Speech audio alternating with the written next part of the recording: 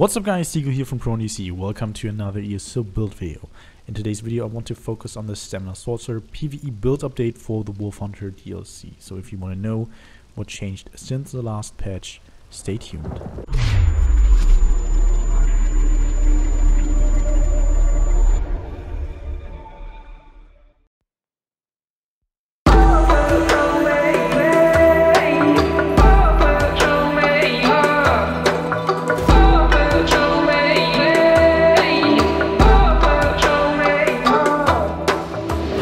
There's a universe inside you, so won't you wake up now and see? Don't hide away the things you're feeling, unlock your mind and lose the key. There's a universe inside you, you should never have to hide. I can see the stars inside you, please just open up your eyes. There's a universe inside you.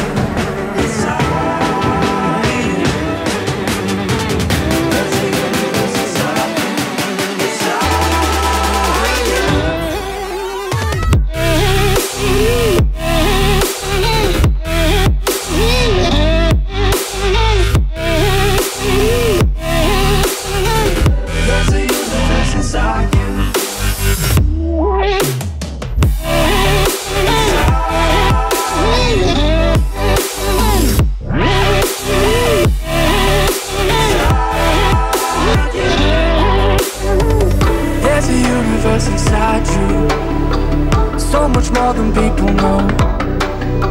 I've seen you fighting your emotion, I hope you stay and won't let go. There's a universe inside you, so much love to leave behind. Stop the path of devastation, you should live for all the highs.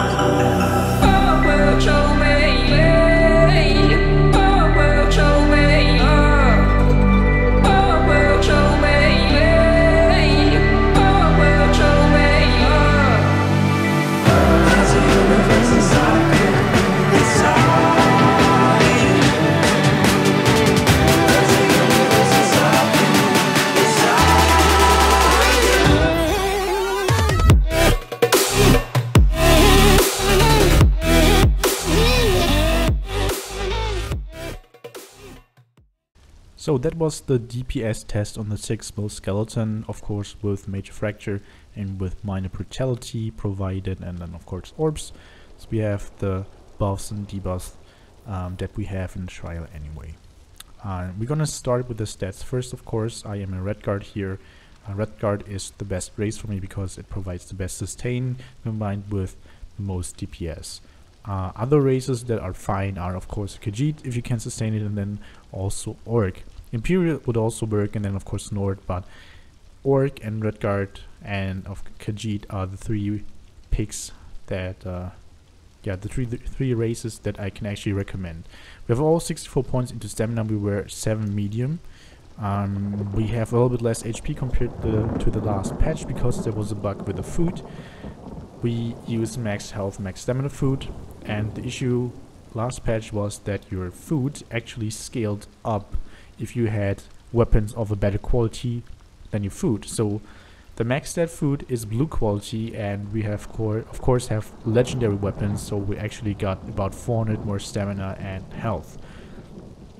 Now they fixed the bug with the Wolfhunter DLC, so we're back to 16.2k health, which is still more than enough, and then we have 38k max stam.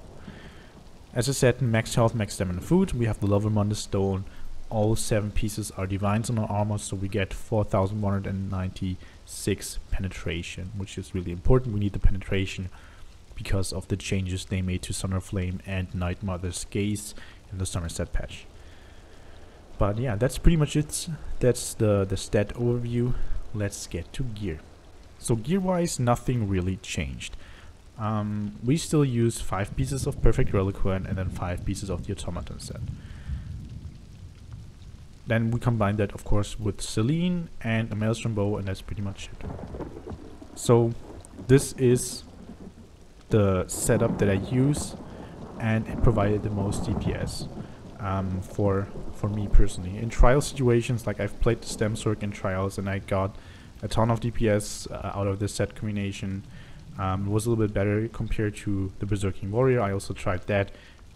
Berserking Warrior is also not too bad instead of Automaton, but it was a little bit weaker. What you can also run if you, for example, play Stemplar Stem Decay, is the Ravager set. So Ravager is also an option, especially if you find yourself struggling with sustain a little bit. You can like run Dubious Cameron, I actually don't have it with me, or the gold food from Somerset. It now works just fine, so you get max health, max stam, and stam recovery. And the issue there is that you will end up with just about 14k HP. The Ravager set will give you a bit of health, about 1k. With all the passives and stuff, you will end up with like 15.9k, so almost 16k HP. So you can put like 1 or 2 attribute points into health and you will have the same amount of health, a little bit less stamina. But I personally myself, with the way how I play, I never had any sustain issues in the trials that I've played. So I was able to manage my stamina just fine, and that's why I kept on playing Automaton with Reliquin. So Reliquin, we have 3 jewelry pieces, all weapon damage, all bloodthirsty, and then 2 body pieces. You get it from Cloud Rest. You can of course replace it with the normal Reliquin. The only difference will be that you don't get the max stamina bonus from the 5 piece. So that's the only difference between the perfected and non-perfected Reliquin. If you do not have Reliquin, what you can do instead is either, if you have access to it, to other trial gear, you can go with Vicious Ophidian. It will help you with the sustain. So Vicious Ophidian combined with Automaton also is really nice, and we used to play that until the Dragon Bones DLC. It was really strong setup, and it's also good, but by far not as good as Reliquin. However, it should still be a little bit stronger compared to Reliquin in certain situations, but I will get to that in a second. If you do not have access to trial gear, you can also run Hunting's Rage. It's a craftable option. It's also really good. If you do not have access to Reliquin rings, you can also go with Automaton rings and necklace, of course, like here and here. And they changed the amount of upgrade materials you need to actually improve your jewelry pieces. That's really cool. So we only need 4 of the gold pieces to actually make it legendary quality. Depending on your platform, that will cost around like 250, 280k gold, maybe 300k per piece. That's still a lot, but it's far less compared to the last patches. And usually rings at the vendor, if I remember correctly, they cost around, like gold rings at the vendor in PvP, they cost around like 500k gold. You should be much cheaper to actually just upgrade the rings compared to just buying them in the PvP vendor and then actually having to wait for it. So you can wear Reliquin, the normal one, which is really easily farmable, and the normal Cloud Rest. You can just like go in there, kill the side bosses and farm it. You don't even have to kill the main boss. You can just keep on farming it until you have it in Divines, and then you can go with Automaton rings and neck, and then Automaton daggers. Those are the hardest one to farm. That might take you a while. So we still have Nirnhold and Infused. I've done a lot of tests, and the thing is that the trade combinations, like, they are actually very close together. However, Nirnhold plus Infused still gave me the best results. I don't know if it's just my playstyle, but I actually had better results with Nirn and Infused compared to triple Infused, like we have Infused on the back right now. So then like Infused on dual wield or Infused on main hand, Precise on the offhand. It was still very close, but on average Nirn plus Infused was a bit stronger for me.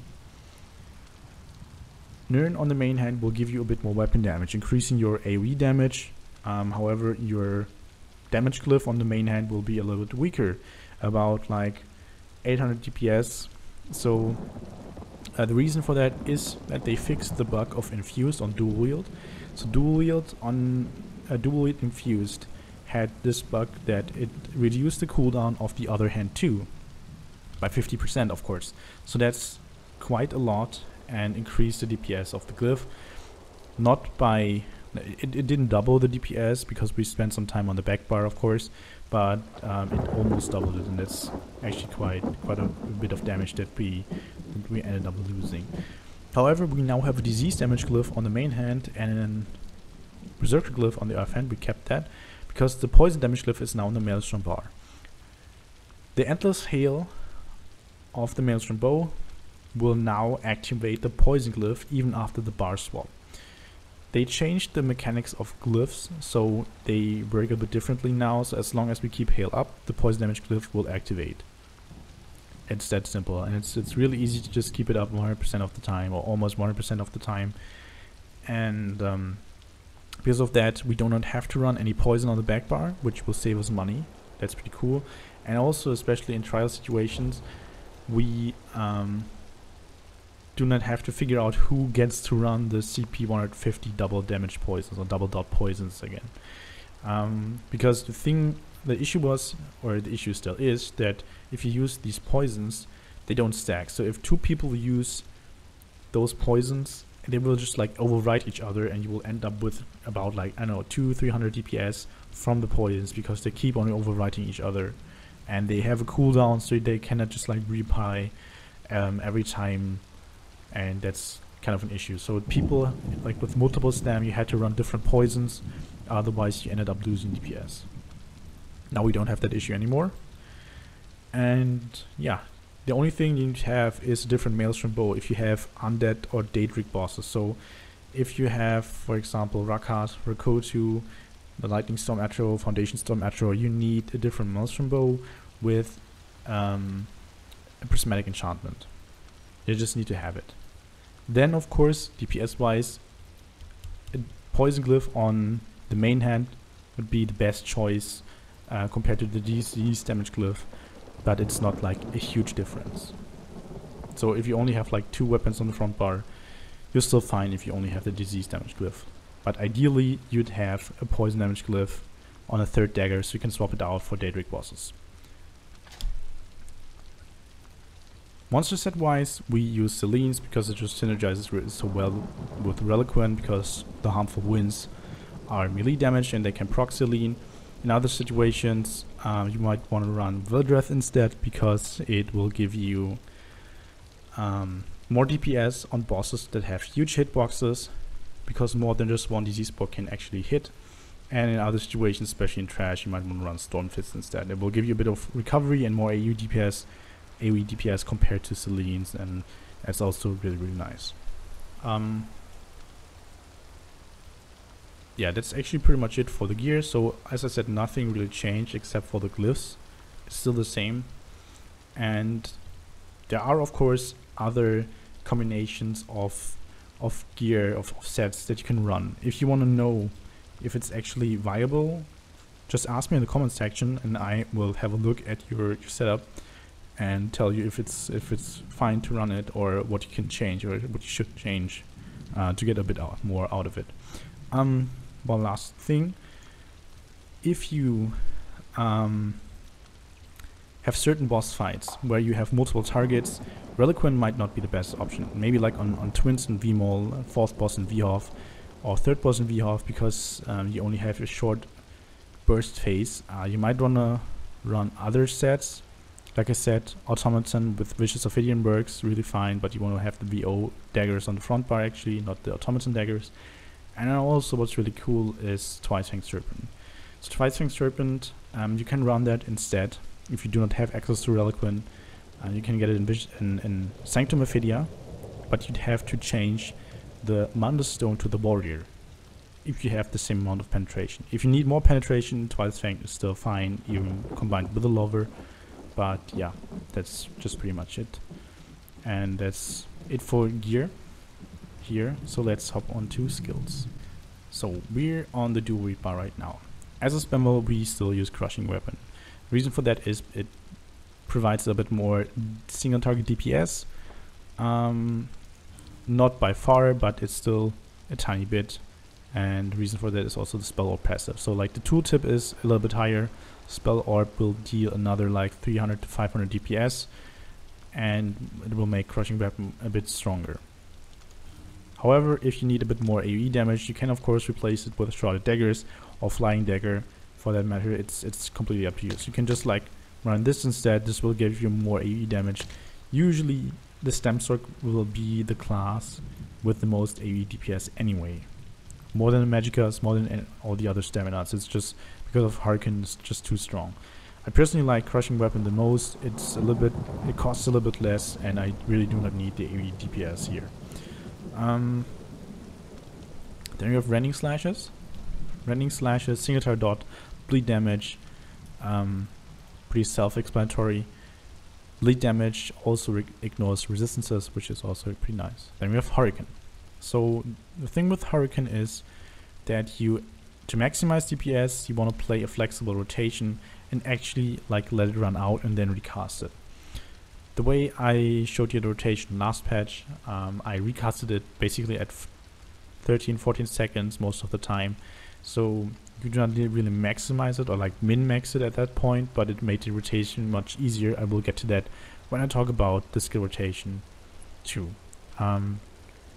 Playing a flexible rotation with Hurricane and with Trap will result in most DPS and also give you the best sustain overall. But yeah, it's really great skill, great AoE damage, and the longer it lasts, the stronger it gets. So it's really important you try to play the rotation in a way that before you bar swap, like if you recast it every time before the bar swap, you wanna, this should be the last skill before you bar swap to your back bar. Rearming Trap gives minor force, lasts a bit longer, also pretty self-explanatory.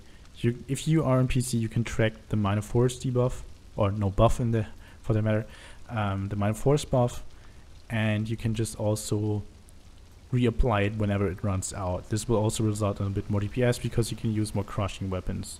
It's also really nice, but it's, you don't have to do it. It's just like really for min-maxing. Then we have Bound Armaments.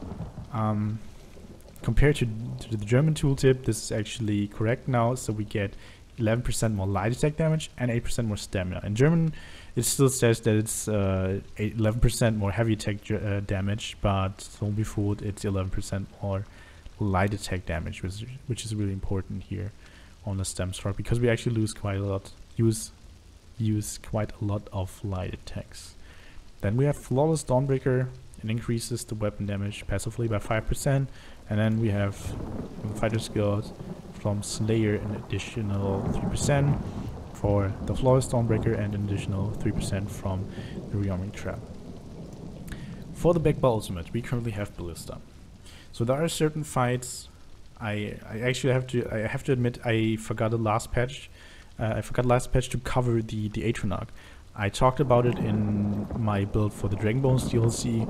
I actually forgot to talk about it for the Somerset patch. So Ballista, we use it in situations where we have multiple targets and we have to focus it all the time, because the issue with the Atronach is it can just attack one target. It might be the wrong target, so we actually have to control it, which is not that good in some situations. For example, for the twins or for the fourth boss in VHOF, I personally go with the Ballista, and third boss in VHOF 2 because it only lasts 4.4 seconds compared to the Atronach, which will last 27 seconds once it's active.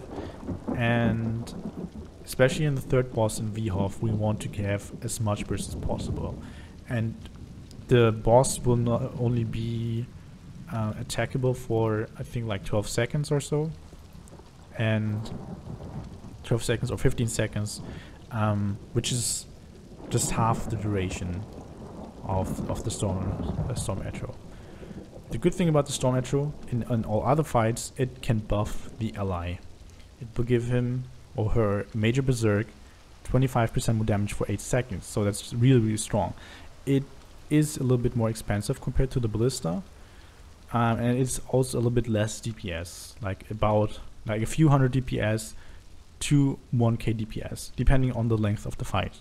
So maybe the fight is a little bit too long and we're not able to get as many storm arrows in, and to actually like get the most out of it, it should be active for the full duration. Like the fight should end with the greater storm arrow dying, and then you will get the most out of it. So depending on the fight length, Ballista will be quite a bit stronger or just a tiny bit stronger. Then we also have bound armaments again for the 8% extra stamina and the 11% more light attack damage. Then Razor Card drops from the PvP skill line from Assault. Needs about 200,000 alliance points to unlock it. Then we have Critical Surge if you need some additional healing, but it also gives us 2% more weapon damage. If you don't need any healing at all, you can just like put Remind Trap also on the back bar, so we have 1% more weapon damage in comparison, but it's totally not needed. We can also go use Silver Bowls for Daedric bosses like the first boss in AA or on the Rakat.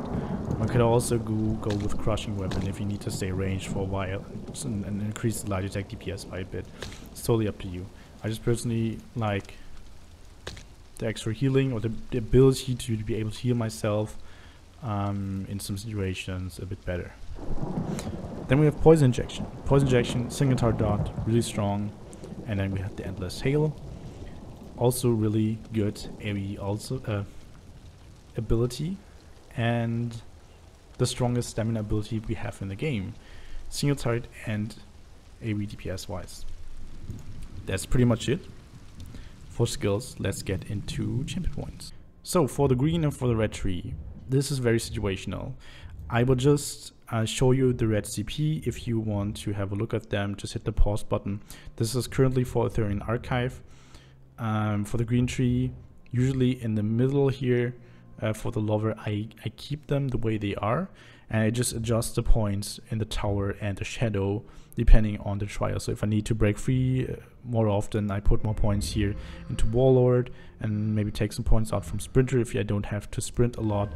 And also here, feel free to just pause the video, and if I don't need to roll dodge a lot, I just take points out from Tumbling, maybe put some more into Shadow Ward. But yeah, that's pretty much it for the green tree. Same for the red tree. This is so situational. Like I said, this is for Ethereum Archive. There are trials where I don't need points into Hardy, or where I need less points into Elemental Defender, and I just have to redistribute the points depending on the content that I play. The important thing is the blue CP, of course. So I currently have 23 points into Piercing. I played with 16 points into Piercing last patch, which is the bare minimum. You will get to exactly 18,200 with just 16 points into Pen. However, keep in mind, there is a bit of downtime on debuffs like Alkosh, Infused Crusher, Power of the Light, and to compensate that downtime, we actually want to have a little bit more penetration than we need. You will get more DPS, and especially in trash fights, the extra penetration will help kill the ads faster. So you want to have at least 23 to 25 points in the piercing to have really good results, even if you have all the necessary debuffs like Torque's Pact, Infused Crusher, Alkosh, and Power of the Light. The rest of the CP are 56 to 90, 52 Precise Strikes, 52 Thaumaturge. I have 61 to Master Arms and 16 into Physical Weapon Expert to unlock the Butcher passive, which increases the light attack DPS by 5% if the enemies are in execute range. If you need more points in penetration, we can just take them from Physical Weapon Expert and put them in the Piercing. That's actually pretty much it. And that's it for champion points. Let's get to the skill rotation. So we are on the skeleton, and the skill rotation, like the static one, is the same. Like I said, I try to play a flexible rotation with Hurricane and Rearming Track now, just reapply it when the stuff runs out, and then in the meantime I just keep my dots up and then use Crushing Weapon. However, if you want to play a static rotation, it's still the same procedure. So I just put down Light Attack, Sail, Light Attack, Caltrop, Light Attack, Poison Injection, which I don't have active right now. Then I use Heavy Attack, Rending Slashes, light attack, crushing weapon 4 times, heavy attack, rearming trap, and the last skill before I bar swap is hurricane. So light attack, hurricane, and then start over again.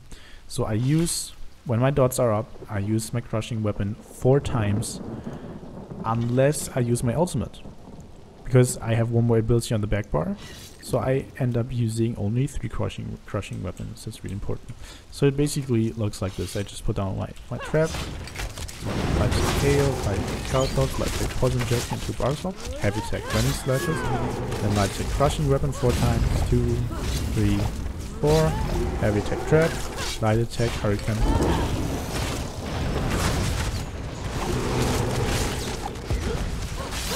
And then again, crushing weapon 1, 2, 4, heavy attack trap, light attack. Okay, now my ultimate is ready. I use it. Heavy attack random. 1, 2, 3, heavy attack trap. And there you have it.